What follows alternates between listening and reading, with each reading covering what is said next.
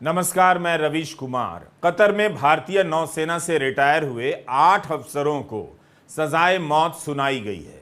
इन सभी 8 लोगों की गिरफ्तारी अगस्त 2022 में हुई थी और करीब 14 महीने बाद कतर की निचली अदालत का फैसला आया है, जिसे प्रिलिमिनरी कोर्ट कहते हैं। यह कोई साधारण मामला नहीं है। एक तो सभी भारतीय नौसेना के रिटायर और काबिल अफसर हैं, दूसरा इन पर इस्राएल के लिए जासूसी के आरोप हैं।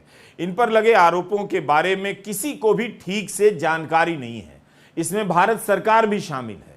5 महीने पहले विदेश मंत्री का बयान है कि हमें आरोपों की पूरी प्रकृति मालूम नहीं। सवाल उठ रहे हैं कि क्या भारत सरकार के पास इन सभी को सजाए मौत से बचाने का कोई विकल्प बचा है। कतर से भारत के संबंध अच्छे हैं, मगर उतने अच्छे नहीं जितने संयुक्त अरब अमीरात और सऊदी अरब से बताए जाते हैं। हमने आज इस वीडियो में इसके लिए इस मामले से जुड़ी बहुत सारी पुरानी खबरों को खोजा है और उनकी कड़ियों को जोड़ा है, देखने के लिए कि कब कब पत्रकार से लेकर विपक्ष के सांसद सरकार को चेताते रहे और सरकार के जवाब हर वक्त एक ही तरह के आते रहे। सरकार ने जरूर हैरानी जताई है इस वक्त और सब कुछ करने का वादा किया है, लेकिन इस मामले की तमाम रिपोर्ट देखने से लगा कि या तो सरकार ने कुछ नहीं किया या किया भी तो उसका कुछ असर नहीं हुआ। यह वीडियो कतर का है। भारत सरकार इस मामले में देरी नहीं कर सकती है, क्योंकि कतर का इतिहास ही ऐसा है। 2017 में एक नेपाली नागरिक अनिल चौधरी को सजाए मौत दी गई। गोली मारने से एक दिन पहले नेपाल के दूतावास को सूचना दी गई। जब तक नेपाल कुछ करता, सजा दी जा चुकी थी। इसलिए भारत इस मामले में देरी नहीं कर सकता। अभी उसके पास कोर्ट ऑफ अपील है, उसके बाद कोर्ट ऑफ कैसेशन है, जहां 60 दिनों का मौका मिलेगा। अगर यहां भी अपील खारिज हो गई तब तो अमीर के हाथ में ही सब कुछ होगा कि वे मौत की सजा माफ करते हैं या नहीं। कतर की न्याय व्यवस्था को लेकर कई देशों की शिकायतें रही हैं। ऑक्सफोर्ड यूनिवर्सिटी के 3 विद्वानों जोसेलिन हटन, कैरोलिन हॉयले और लूसी हैरी ने एक रिसर्च पेपर पेश किया है। इसके अनुसार 1998 में कतर ने संयुक्त राष्ट्र का वियना कन्वेंशन साइन किया था। इसके तहत अगर उसके यहां किसी दूसरे देश के नागरिक को सजा होगी तो वह उस देश को सूचित करेगा। ऑक्सफोर्ड यूनिवर्सिटी की डेथ पेनल्टी यूनिट ने देखा कि कतर इन समझौतों का आदर नहीं करता है। नेपाल के नागरिक को सजा दे दी गई, मगर उसे अपनी भाषा में बात करने वाला वकील नहीं दिया गया। कतर का कानून है कि आपको वकील कतर का ही रखना होगा। यह सही है कि कतर की जिस तरह की न्याय व्यवस्था है, उसके कारण आरोपों की जानकारी बहुत नहीं है। कतर में वहां के स्थानीय नागरिक से ज्यादा दूसरे देश से आकर बसे हुए लोग रहते हैं।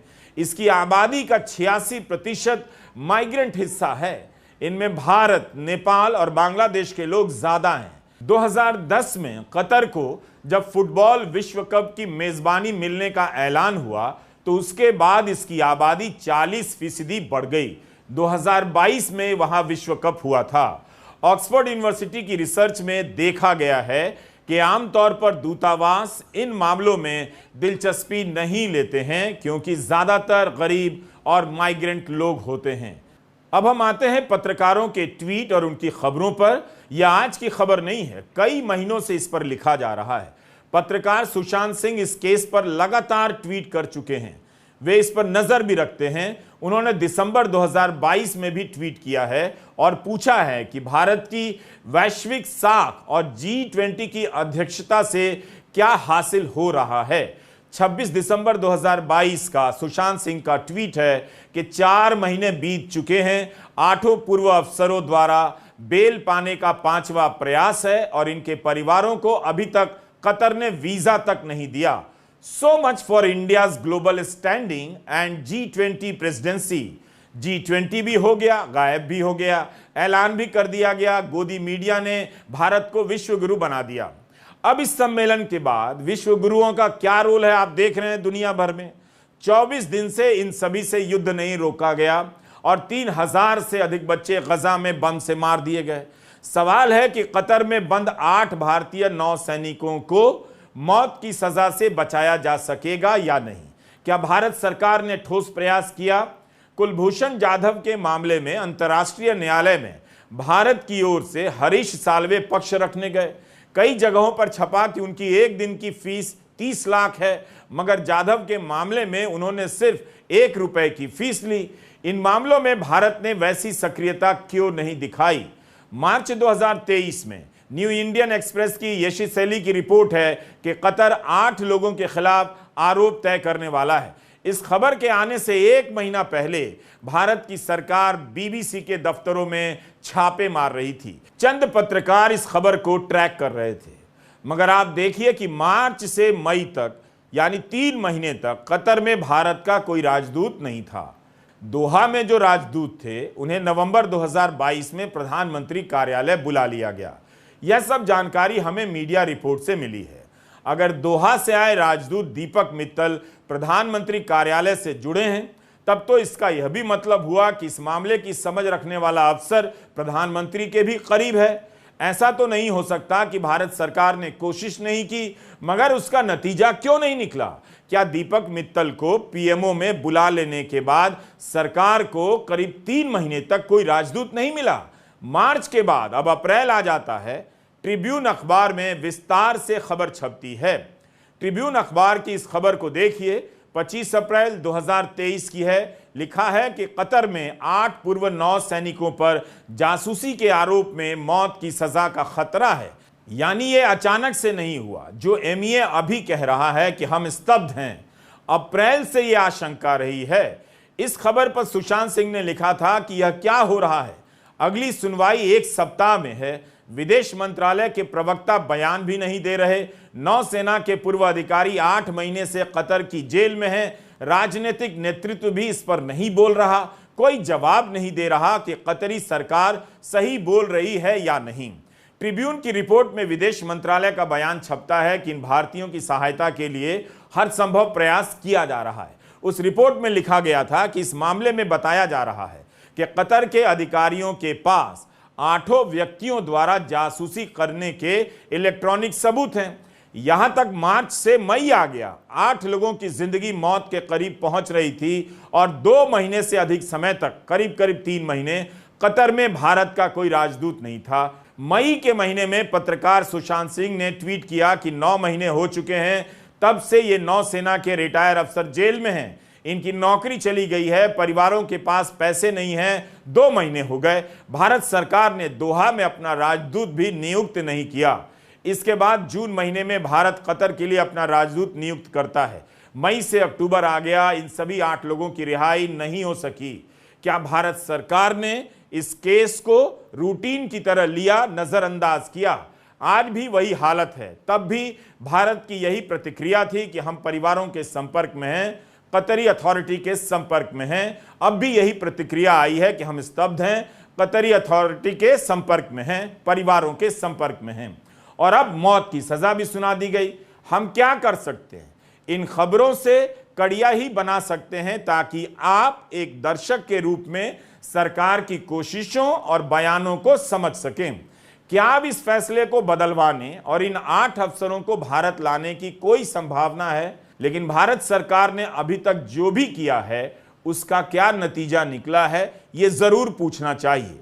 Captain Navtej Singh Gill, captain Birendra Kumar Verma, captain Saurabh Vashisht, commander Amit Nagpal, commander Purnendu Tiwari, commander Suganakar Pakala, commander Sanjeev Gupta और सेलर रागेश, ये सभी अगस्त 2022 से कतर की जेल में हैं। कतर के अधिकारियों ने कभी इनकी गिरफ्तारी के कारणों को स्पष्ट नहीं किया। इनमें से एक पूर्णेंदु तिवारी भोपाल के रहने वाले हैं। इन्हें भारत सरकार ने पुरस्कृत किया। 2019 में वाराणसी में प्रवासी भारतीय सम्मेलन हुआ था। इसमें तब के राष्ट्रपति रामनाथ कोविंद ने कतर नेवी को मजबूत करने में उनकी भूमिका के लिए प्रवासी भारतीय सम्मान से नवाजा। भारतीय दूतावास ने इसे लेकर ट्वीट भी किया कि पूर्णेंदु तिवारी सशस्त्र बलों के पहले व्यक्ति हैं जिन्हें एनआरआई को दिया जाने वाला सर्वश्रेष्ठ सम्मान मिला है। विदेशों में भारत की छवि बेहतर करने के लिए मिला। तो ऐसा नहीं है कि ये 8 लोग अनजान हैं या भारत सरकार को इनकी भूमिका या काबिलियत के बारे में पता नहीं। इन 8 में से एक को राष्ट्रपति ने नेवी एकेडमी का स्वर्ण पदक दिया है। एक अन्य अफसर आईएनएस विराट पर फाइटर कंट्रोलर और नेविगेटिंग अफसर रह चुके हैं। सुशांत सिंह ने 27 अक्टूबर को ट्वीट किया कि ये लोग नेवी के सबसे बेहतरीन सैनिकों में से हैं।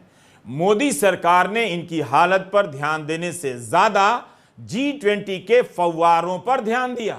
अगर ऐसा नहीं होता तो सरकार 14 महीने बाद स्तब्ध ना होती। ये बहुत शर्मनाक है। तो ऐसा नहीं है कि इनमें से कोई साधारण है। अगर कोई साधारण भी होता तो उसके लिए भी ठोस प्रयास होने चाहिए थे। 2014 से पहले का समय होता तो नौसेना के इन 8 अफसरों के परिजनों का बयान दिन भर टेलीविजन पर चलता और रक्षा मंत्री से इस्तीफा मांगा जाता। आखिर कतर ने ऐसा क्यों किया?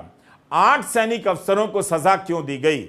इस घटना पर आने वाली प्रतिक्रियाओं को देख रहा था। ज्यादातर लोग इस बात से हैरान हैं कि मौत की सजा क्यों दी गई। फिलहाल हमें इस बात की चिंता करनी चाहिए कि कतर क्या वाकई 8 अफसरों को यह सजा देगा या फिर प्रधानमंत्री मोदी के फोन करते ही चीजें बदल जाएंगी। भारत में जो भी लोग इस्राइल जाकर उसकी सेना के लिए लड़ना चाहते हैं, मेरे ख्याल से उन्हें तुरंत कतर जाना चाहिए। बल्कि भारत को भी चाहिए कि ऐसे लोगों को मध्य पूर्व के किसी रेगिस्तान में हर समय पार्क कर दे, ताकि जब भी जरूरत पड़े ये हमला करने चले जाएं। अब यही दौर है नौटंकी का, जहां विदेश नीति नौटंकी के जरिए ही बेहतर तरीके से समझ आती है। यह भी कतर का वीडियो है। 26 अक्टूबर को कतर की एक अदालत ने इन सभी को मौत की सजा सुनाई। 4 बार इस मामले में सुनवाई हो चुकी है। इनके परिवारों ने कतर के अमीर के सामने दया याचिका भी पेश की है। आमतौर पर वो रमजान या ईद के समय माफी देते हैं। गिरफ्तारी के 2 महीने बाद अक्टूबर 2022 में पहली बार इनका संपर्क काउंसलर से होने दिया जाता है। 15 मार्च 2023 को इनकी आखिरी बेल याचिका खारिज हो जाती है और 25 मार्च 2023 को इनके खिलाफ आरोप दर्ज किए जाते हैं। 30 मई 2023 को देहरा ग्लोबल अपने सारे काम बंद कर देती है। इसी कंपनी के ये सभी कर्मचारी थे।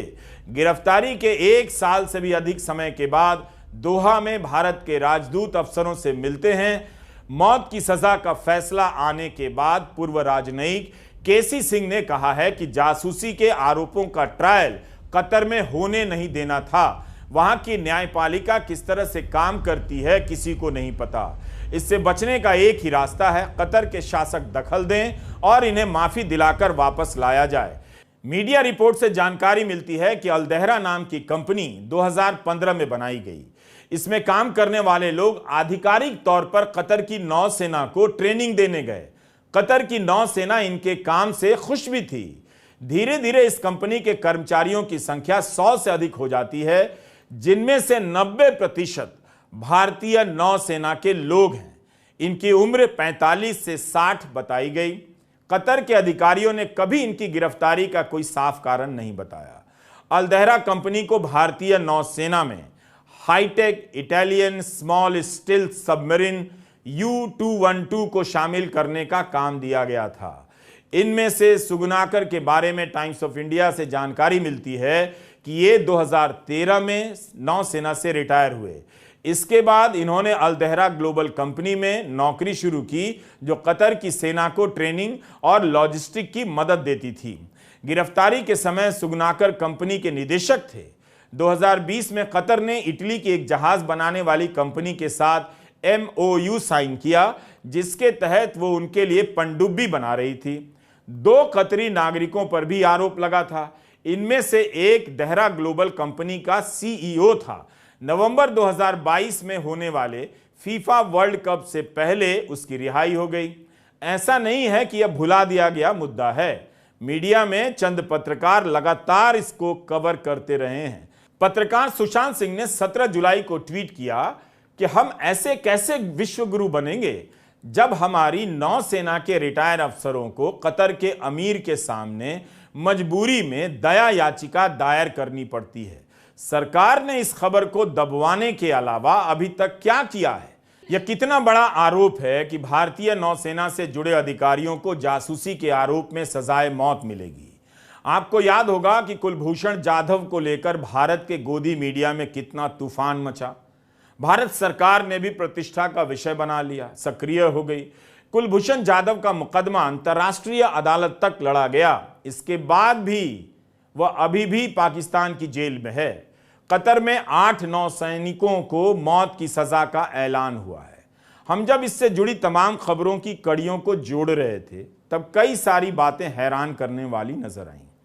ऐसा लगा कि कई बार भारत की विदेश नीति या कूटनीति कंगना रनौत और इस्राएल के राजदूत की मुलाकात की तरह ही सीरियस है। इसी साल 8 जून को विदेश मंत्री एस जयशंकर पत्रकारों से बात कर रहे थे। इसका वीडियो भी है जो विदेश मंत्रालय के यूट्यूब चैनल पर है। हिंदू अखबार की पत्रकार सुहासिनी हैदर सवाल करती हैं कि क्या सरकार ने हाथ खड़े कर दिए हैं। आप इस बातचीत को ठीक से सुनिए। On the subject of Kulbhushan Jadhav, a former naval commander who is in prison in Pakistan, as well as the 8 former naval officers in prison in Qatar. The question really is, it's been nearly a year since the Qatar incident happened. It's been several years since Kulbhushan Jadhav remains in prison in Pakistan.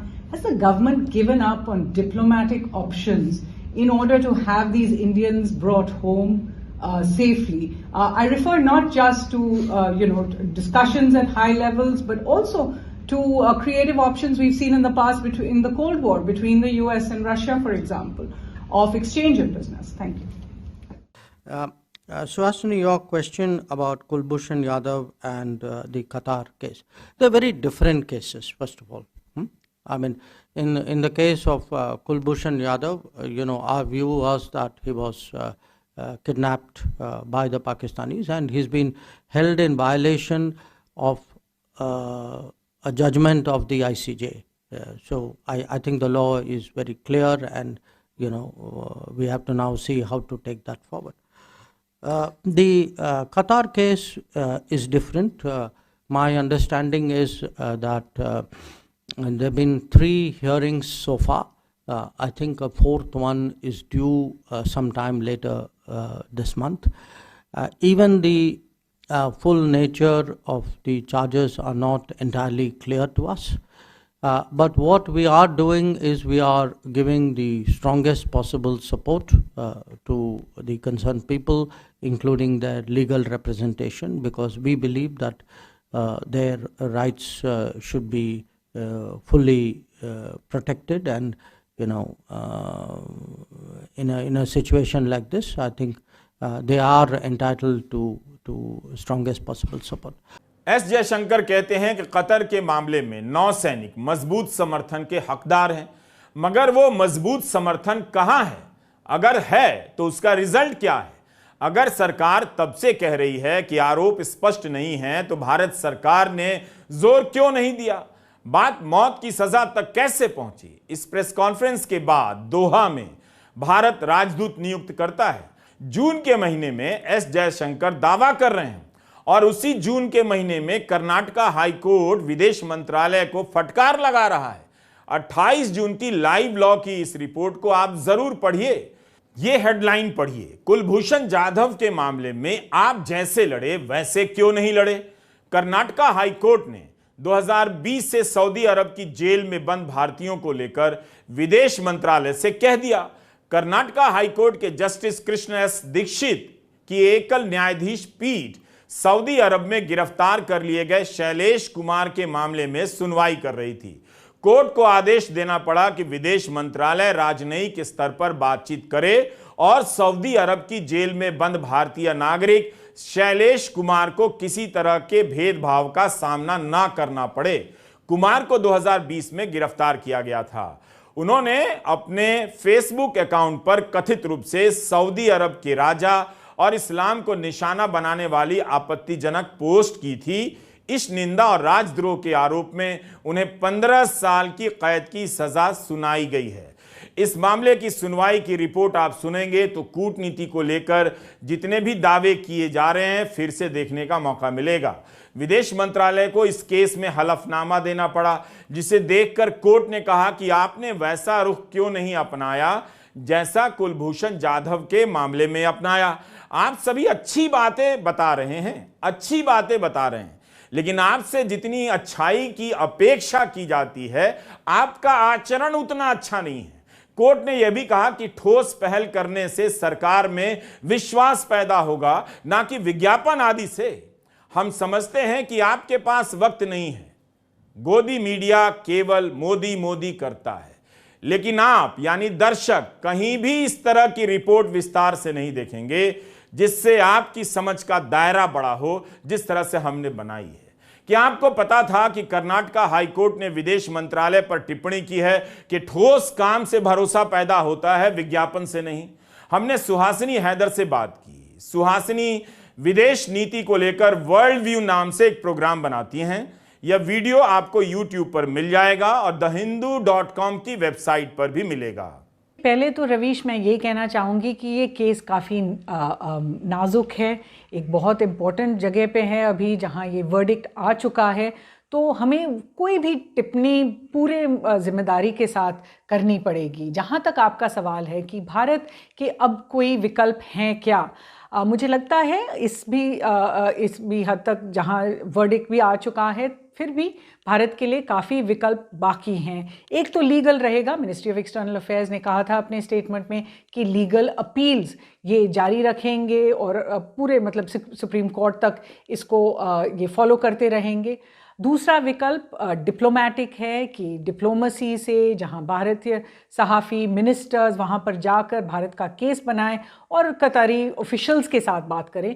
और तीसरा political level पे, political स्तर पे, जहां पर एक तरफ Qatar में पूरा जो पावर अल्तानी रॉयल फैमिली के साथ है, तो प्रधानमंत्री के स्तर पे मुझे लगता है बातचीत की ज़रूरत है। प्रधानमंत्री को उनके साथ किसी तरह की बातचीत करनी पड़ेगी, पूछना पड़ेगा कि क्या भारत किसी तरह से इस केस में कोई और विकल्प ढूंढ सकता है, क्या कतर फ्लेक्सिबिलिटी दिखा सकता है। आपको याद होगा 2016 में प्रधानमंत्री मोदी जब कतर गए थे, तब एक जो एग्रीमेंट साइन हुआ था वो ट्रांसफ़र ऑफ सेंटेंस सिटीजन्स का था। तो अगर किसी तरफ कतर थोड़ी सी ढील लाए और इस केस में जो वर्डिक्ट डेथ सेंटेंस का दिया गया है उसको कम्यूट करे लाइफ इम्प्रिजनमेंट या दूसरे इम्प्रिजनमेंट में, तो ये भी विकल्प है कि भारत इस अग्रीमेंट के तहत जो ट्रांसफ़र ऑफ सेंटेंस पर्सन्स है उसके तहत इन 8 भारतीय नागरिकों को भारत वापस लाए और यहाँ पर उनका सेंटेंस हो पाए। अभी ये विकल्प ज़्यादा मतलब रियलिस्टिक नहीं लगता होगा शायद, लेकिन अगर बातचीत जारी रहे और कतर फ्लेक्सिबल रहे इस मामले में, मुझे लगता है काफ़ी कुछ वैसे हो सकता है। इस खबर के आने के बाद कि कतर में 8 भारतीयों को मौत की सजा सुनाई गई है, खामोशी पसर गई है। बेहतर है कोई कतर को ललकार नहीं रहा है, कतर जाकर वहां लड़ने की बात नहीं कर रहा है। आपको भी पता नहीं चला होगा कि इस तरह का मामला चल रहा है, क्योंकि आप गोदी मीडिया के चैनलों पर एंटी मुस्लिम डिबेट में डूबकर हिंदू सुख का आनंद ले रहे थे। आपके इस हिंदू सुख के लिए धर्म से जुड़े अभी और टॉपिक राजनीति में आने वाले हैं। 2024 आ रहा है, सुख ही सुख आपको मिलेगा। कांग्रेस सांसद मनीष तिवारी 26 अक्टूबर को ट्वीट करते हैं कि उन्होंने कतर में नौसेना के सेवानिवृत्त अफसरों की गिरफ्तारी का मामला लोकसभा में उठाया। तब उनकी गिरफ्तारी के 120 दिन हो गए थे। 7 दिसंबर 2022 को यह मामला उठाया। अपने ट्वीट में उन्होंने कहा है कि मैंने संसद के भीतर और बाहर कई बार इस मामले को उठाया। विदेश मंत्रालय, विदेश मंत्री ने कभी परिवारों की नहीं सुनी। अब जब मौत की सजा सुना दी गई है, उनके परिवारों को कभी इन आरोपों के बारे में बताया तक नहीं गया। इन मामलों के वकील परिवारों को ठीक से बताते तक नहीं। अफसोस की बात है कि सांसदों ने भी इसकी गंभीरता को नहीं समझा और पूर्व सैनिकों के संगठनों ने भी नजरअंदाज किया। मनीष तिवारी के साथ साथ AIMIM के अध्यक्ष और लोकसभा सांसद असदुद्दीन ओवैसी ने अगस्त में लोकसभा में दिया अपना बयान ट्वीट किया है। लिखा है कि इसी साल अगस्त में मैंने यह मामला उठाया। नरेंद्र मोदी तो खूब जताते हैं कि कैसे इस्लामिक देश उन्हें मान सम्मान देते हैं, उन्हें जरूर इन अफसरों को वापस लाना चाहिए। अफसोस कि उन्हें मौत की सजा मिली है। इसलिए हमने इस मामले में कई सारी चीजों को जमा कर आपके सामने रखा है। बहुत मेहनत की है इस वीडियो के लिए। आखिर भारत सरकार की कोशिशें सफल क्यों नहीं हुई? द हिंदू अखबार की यह खबर मार्च 2015 की है। हिंदू के दिनाकर पेरी ने रिपोर्ट किया है कि भारत और कतर के बीच कैदियों की सजा को लेकर एक समझौता किया गया है, जिसके तहत एक देश में मिली सजा को वो अपने देशों में जाकर पूरी कर सकते हैं। मतलब कतर की जेलों में जो भारतीय बंद हैं वो भारत की जेलों में सजा पूरी करेंगे और भारत की जेलों में जो कतरी बंद हैं वो कतर की जेलों में सजा पूरी करेंगे। जून 2016 में प्रधानमंत्री मोदी कतर गए थे, तब कहा गया कि 8 साल बाद वहां भारत के प्रधानमंत्री का दौरा हुआ है। कतर के प्रधानमंत्री ने उनका एयरपोर्ट पर स्वागत किया। उस दौरान प्रधानमंत्री ने खूब ट्वीट भी किया। इस तरह से ट्विटर पर जिस तरह के दावे होते रहे, आपने देख लिया कि जमीन पर कुछ और होता है। हमारा सवाल है कि दूसरे देशों ने ऐसे वक्त में क्या कदम उठाए हैं? जवाब सुहासिनी हैदर के हैं। अगर आप देखना चाहें दूसरे देशों ने क्या किया है इस तरह के मंजर पे, इजराइल का आप उदाहरण ले लीजिए। 2006 में जब हिजबुल्लाह ने 2 इजरायली सैनिकों को बंदी बनाया था और लेबनान ले गए थे, इजराइल ने पहले तो पूरा हमला किया था लेबनान पे, हिजबुल्लाह के इलाकों पे एक नेवल ब्लॉकेड लगाया था। लेकिन 5 साल के बाद जब ये सब कोशिशें नाकाम हुई थी, तब हमने देखा था कि इजराइल ने 1000 से ज़्यादा फिलिस्तीनी बंधकों को, प्रिजनर्स को रिहा किया था एक सोल्जर के एक्सचेंज में, जो जिसका नाम जिलाद शलीद था। ये काफ़ी जाना माना सा केस था। यूएस और रशिया के बीच में, रूस के बीच में कोल्ड वॉर में दोनों तरफ अपने स्पाइज को, जो एस्पियोनाज में कन्विक्ट होते थे दूसरे दोनों तरफ, वो उनको एक्सचेंज करते थे। उसको स्पाई स्वैप बुलाया गया था। एक गैवरिलॉव चैनल शुरू किया था जहाँ एक ब्रिज पे वो स्पाइस को एक्सचेंज कर सकते थे। और अगर आप भारत की केस देख लें इटली के साथ, जब इटली के 2 मरीन्स जो उनके आर्मी के थे, उनको भारत ने कस्टडी में लिया क्योंकि उन्होंने 2 केरला के मछुआरों को मारा था गोली से 2012 में। तब वो केस एक बहुत चलता गया कुछ सालों तक, और उसमें इटली ने काफ़ी डिप्लोमेटिक सिफारती प्रेशर भारत पर बिल्ड किया था। 2015 में मुझे याद है कि इटली ने भारत को ब्लॉक कर दिया था एक मेंबरशिप से, मिसाइल रेजीम के मेंबरशिप से, MTCR से। और उसके बाद 2016 में मोदी सरकार ने ह्यूमैनिटेरियन ग्राउंड्स पे, मानवीय ग्राउंड्स पे इनको रिहा कर दिया था, वापस इटली भेज दिया था। 2016 में समाचार एजेंसी ANI ने एक ट्वीट किया। विदेश मंत्रालय का बयान था उसमें कि कतर के दौरे के दौरान प्रधानमंत्री मोदी से कहा गया कि कतर भी आपका दूसरा घर है। तो उनके इस दूसरे घर में 8 भारतीय पूर्व नौ सैनिकों की जिंदगी दांव पर है। भारत सरकार के विकल्प अभी खत्म नहीं हुए हैं। कतर में बड़ी संख्या में भारतीय, खासकर केरल के लोग रहते हैं। ऐसा तो हो नहीं सकता कि इतनी बड़ी आबादी का वहां की सरकार से कोई संपर्क ना हो। इसे भी सामने आना जरूरी है कि आरोप क्या है और इन आरोपों के सबूत क्या हैं। कतर में करीब 8 लाख भारतीय रहते हैं। कतर से भारत का संबंध अच्छा है और बाकी अरब देशों की तुलना में तनावपूर्ण भी रहा है। आपको याद होगा कि 2022 में बीजेपी की प्रवक्ता नुपुर शर्मा, दिल्ली भाजपा के मीडिया हेड नवीन कुमार जिंदल ने पैगंबर मोहम्मद साहब के खिलाफ आपत्तिजनक टिप्पणी कर दी। कतर के विदेश मंत्रालय ने भारत के राजदूत को बुला लिया और अपनी नाराजगी का नोट पकड़ा दिया। कहा कि भारत की सत्ताधारी पार्टी के अधिकारी के इस बयान को हम नामंजूर करते हैं। कतर ने अपील की कि दुनिया के सभी मुसलमानों से इस घटना के लिए माफी मांगी जाए। इसके बाद नुपुर शर्मा को प्रवक्ता के पद से हटा दिया गया। कतर ने दोनों को पदों से हटाए जाने का स्वागत भी किया। यही नहीं, सरकार ने अपनी ही पार्टी के प्रवक्ता को फ्रिंज एलिमेंट बता दिया। उस समय Pakistan, Saudi Arab, Kuwait, Jordan, Iran, Oman, Bahrain और अन्य देशों ने भी इन बयानों की निंदा की। इस्लामिक देशों के संगठन ने भी आधिकारिक रूप से इसकी निंदा की थी, जिसमें 57 देश शामिल हैं। कतर के दबाव में बीजेपी ने अपना प्रवक्ता हटाया। क्या बीजेपी और मोदी के दबाव में अब नौसेना के 8 लोगों को मौत की सजा से हम वापस ला सकेंगे? इनमें से एक पूर्णेंदु तिवारी तो भोपाल के हैं, वहां चुनाव हो रहा है, खूब सारा मीडिया होगा। क्या उनमें से कोई उनके घर जाकर परिवार वालों से बात करेगा, दिन भर चैनल पर चलाएगा? बाकी सदस्यों के परिवारों की आवाज गोदी चैनलों पर पहुंचेगी?